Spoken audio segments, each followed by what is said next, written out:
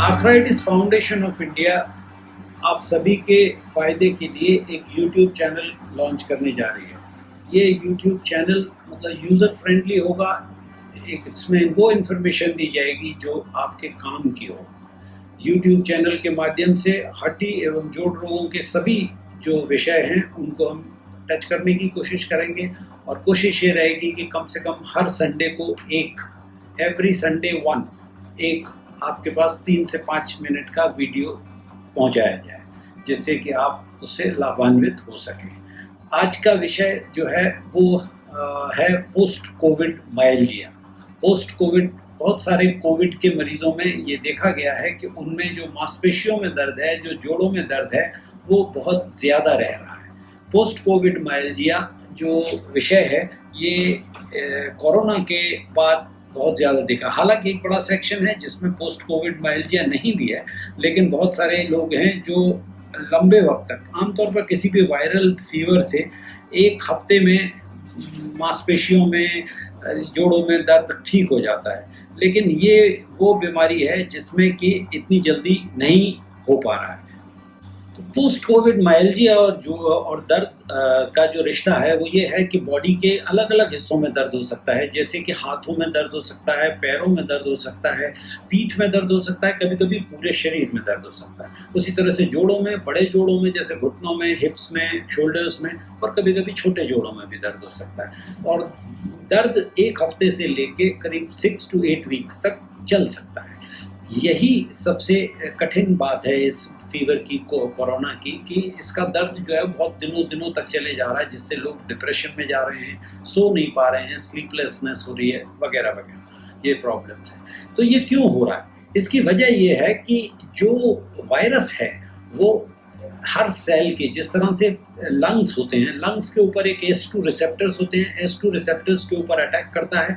उसी तरह से इसी तरह के S2 रिसेप्टर्स जो हैं बाकी ऑर्गन्स में भी होते हैं, यानी कि मसल्स में भी होते हैं, किडनी में भी होते हैं, हार्ट में भी होते हैं, ब्रेन में भी होते हैं। और यही S2 रिसेप्टर्स जो हैं इनमें वायरस अटैक करता है और इससे ही जो है वो सेल डैमेज करता है। यही सेल डैमेज मसल्स में होते हैं और मसल्स में फिर उसकी वजह से हाइपरलेक्टीमिया नाम की कंडीशन है, जिससे लैक्टिक एसिड ज़्यादा प्रोड्यूस होता है। लैक्टिक एसिड ज़्यादा प्रोड्यूस होने से मसल्स में स्वेलिंग हो जाती है, सूज जाती हैं और बहुत दर्द होता है। और यही हाइपरलेक्टीमिया, इसकी वजह से हाइपोक्सिया हो जाता है, यानी कि उसमें ऑक्सीजन की कमी हो जाती है।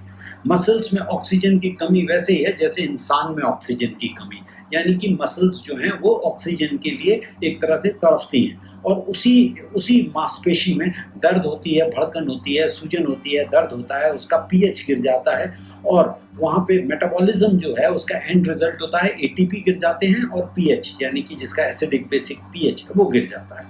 यही सब जो कंडीशन है, यही पैथोलॉजी जो है ये माइल्जिया क्रिएट करती है, मसल्स में दर्द क्रिएट करती है और दिनों दिन चलती जाती है। इसी तरह से जोड़ों में भी दर्द होता है और यही कंडीशन कभी कभी नसों में भी दिखाई देती है, जिसको न्यूरैल्जिया बोलते हैं, यानी कि तड़पता हुआ एक शूटिंग पेन पैरों की तरफ जा रहा है, या झुनझुनी आ रही है, या सुन्नापन आ रहा है, इस तरह से। डॉक्टरी की भाषा में कहा जाए तो क्रिएटिनिन काइनेज नाम की एंजाइम का मसल्स के अंदर प्रोडक्शन बढ़ जाता है, यानी कि ओवर एक्सप्रेशन ऑफ इन्फ्लेमेशन के जो मार्कर्स हैं, ज़रूरत से ज़्यादा सूजन के जो मार्कर्स हैं, IL-6, IL-10, इनकी सबकी मात्रा बढ़ जाती है और इसकी वजह से जो है मसल्स में फटीग हो जाता है और दर्द होता है। और इन्हीं वजह से मरीज़ जो है वो डिप्रेशन और स्लीपलेस डिसऑर्डर्स वगैरह होते हैं, क्योंकि उसकी मानसिक स्थिति भी ख़राब होती है, क्योंकि वो ठीक से काम नहीं कर पा रहा है, इम्प्रूव नहीं कर रहा है, ये सब। अब इनका इलाज क्या है? How to cope up with this situation? Normally कोई भी मांसपेशियों में दर्द वगैरह होता है तो उसमें नॉर्मली NSAID नाम की जो दवाइयाँ हैं, यानी कि सूजन और दर्द कम करने की दवाइयाँ खा ली जाती हैं और उनसे ठीक हो जाता है।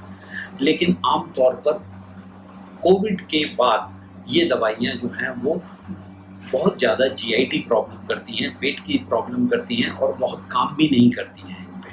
तो मोस्टली जो दवाइयाँ जो दी जाती हैं वो यूजुअली पैरासीटामोल, ट्रेमाडोल वगैरह दी जाते हैं, जो कि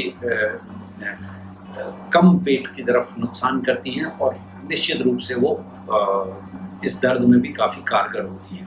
कुछ लोग स्टेरॉइड्स देते हैं, लेकिन स्टेरॉइड्स के अपने नुकसान हैं। स्टेरॉइड से सूजन तो जल्दी कम होती है, लेकिन उनसे पेट में भी प्रॉब्लम होती है, और शुगर, डायबिटीज़ वगैरह वगैरह के जो मरीज़ हैं बीमारियों के, उनमें साइड इफ़ेक्ट्स भी होते हैं, तो इसलिए उनको नहीं देना चाहिए।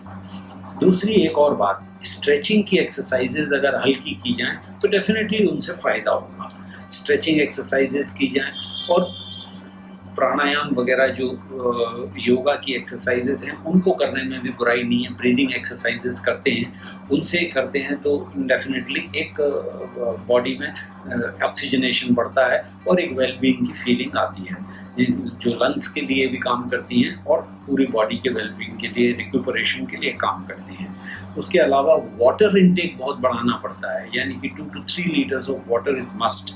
इलेक्ट्रोलाइट्स की उससे जो है वो बैलेंस बढ़िया होती है। सोडियम पोटेशियम वगैरह जो है उसको ज़रूर चेक करा लेना चाहिए। कभी कभी सोडियम पोटेशियम की मात्रा बिगड़ने से भी रिकवरी लेट हो जाती है। और लाइट एक्सरसाइजेज एडवाइज्ड हैं, ज़्यादा स्ट्रेनुअस एक्सरसाइजेज एडवाइस नहीं है। जैसे कि अगर आप जीने चढ़ रहे हैं तो हल्के चढ़िए, चलना फिरना घूमना जाना है तो हल्का जाइए। एक्सरसाइज तो करनी है, लेकिन थकना नहीं है। थकना is not allowed. Light exercises are good. तो ये this is all about the covid myalgia and arthralgia. I hope this video was useful for you. Thank you for your attention.